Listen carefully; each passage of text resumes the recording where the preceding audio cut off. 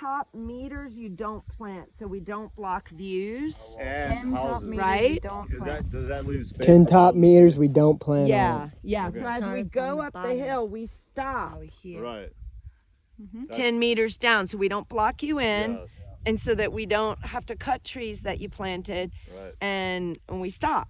Okay, so let's say that you did this whole, like, kind of like to the end where that erosion is, and maybe you don't plant that top hill there.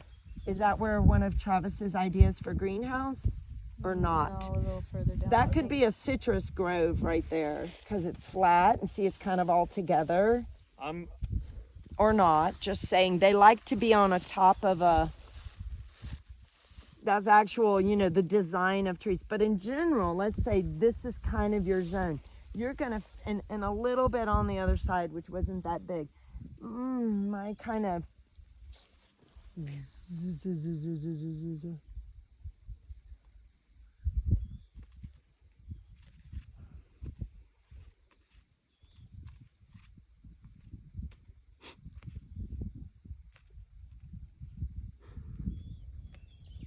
wow. Yeah, it's about 800 trees. It's a lot. That sounds accurate. Bigger than you might think. So you may not want to do that many there. You may go, yeah, let's do that zone. And then we would, depending on the number of trees you want, more or less, is kind of the mix. But that comes when we're really kind of butted up to the moment of planting, and it's not yet today. But we know we want to put some Pejibayes in there, and I kind of get, and then this stream zone is really only about 200 trees. Two sides of the stream. Would Pejibaye grow by the stream, or would those It'd be better on the hill altogether. Pejibayé would be better on the hill. Yeah. These would be more your animal fodder, water, protection, food. It'd be a food forest as well, but the Pejibayes would be on the hill. Because you want to easily be able to get in there and harvest them and throw them in a truck. What kind of trees would go by the river? Things you don't know yet, but like Manzana Rosa, saw one out there, Guapinol, By the river. Espabel, Zota Caballos. Are these foods that fruit that humans can eat? Yeah, except for the Espabel. It's even like you're gonna want a zone of mamonchinos. I do love longans. I don't have longans, but I love them. They're not native, but gosh, they're good. And the ones I planted last year are growing fantastically. Jesse Blen has a lot of good trees. That's a good place to purchase some of that weird stuff. He does a lot of the non-natives. Now, a lot of the non-natives don't produce. I went to his land several times. I'm like, yeah, but there's nothing here. You've got all these different trees, but there's no food. He didn't like me too much for that. Sometimes I'm not popular. Have you been to Jake's farm? Which, Jake Iramonga. I have not. I would I love have to have your, it's a beautiful I'm farm. sure. And he's- he was saying to plant the citrus and the mangoes on like a kind of a steeper area though. So it's Because of the rain. because of the they don't rain. need water as much, is what he says. Mangoes just are such shallow roots. Again, he hasn't been here this long. I mean, yeah, they need water, but what's going to happen when it's hanging off the hill? They're not, they typically go in flat areas, mangoes. Okay. Flatter areas. Flat areas. And now, mamonchinos like it steep. They're, the longans like it steep. The beady balls will go anywhere, but they don't get big. Here, I would try to do some cacao here because you've got more sun than the farm next door. The farm next door On the hill? is very, very regenerated. I'd put the cacaos near the stream where it's a little shadier, and you're getting the multitasking of animals coming for them as well as you coming for them. Okay. And they can be on the outside because that's where they'll get more sun. So your first line of trees are these big, tall, water stimulating posterity save the water trees, and then your second row on the 2 swath rows Okay. are your smaller, like your cacaos, and then you've got animals and cacao and easily harvested.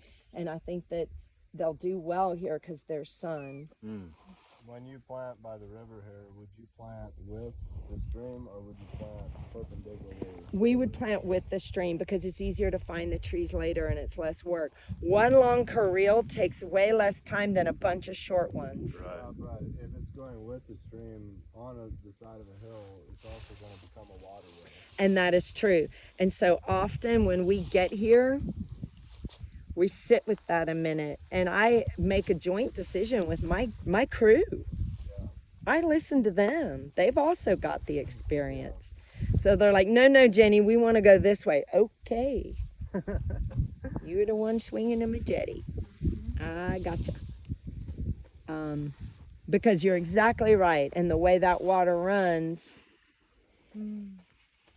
And then in terms of like what would happen, planting on the contour, by using the contour, often we'll step back, and it's the same thing on a planting day, is they'll, you'd think you'd do the carril all the way down and connect it, but it may not be. It may be this section, that section, and we use what's already there, right? That's already a swath. It's already holding. Don't need to build it. What would take, 1,000 trees typically will take, you don't go by day. How many can I plant in a day? Because you got to prepare, you got to get the trees there. That in and of itself, transporting the trees, is a big old job. They dislike moving.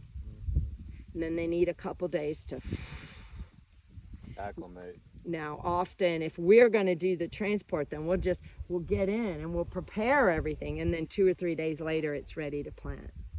But we never put the trees in the ground the same day we move them. We try to hope it rains, and if it didn't rain, we do water them when they get there, because we're in rainy season.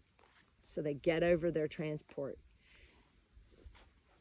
And so the theory, how many trees can you plant in a day? Everybody wants to know, inquiring minds. Well, in general, my very, very trained and fast and don't mess around guys, in a 3-day analysis, end up doing 285 trees, and then it flies. Like the beginning is slow, starting at, slower at the beginning. They're preparing, but then the planting goes faster. So again, we don't prepare a little and plant a little. Remember, every time I stop and change task, I'm losing time. So we prepare. Nobody's thinking. Everybody's working. And then the next day we go in fresh. Now we're a couple guys making ruedas, couple guys digging, me dropping trees, and another guy planting. It's a system, and it's simple. But whether it's you or your Tico workers, the less people are thinking and asking questions, the faster it goes. So you want to keep them on task. You figured that out? Yeah. Because I don't need a guy going, do I put the manzana de rosa here? Or do I put that one? Oh, I'm not sure. Just plan it. It's like, no, you do. Or my tree nerd guys that I've had behind me for years, look, I'm not putting this here because that's a fat tree and that's a fat tree. Put a skinny tree. Oh, okay, yeah. Now they know. Don't want people standing around scratching their heads. Where did I leave off? What? So yeah, we can do it that way. And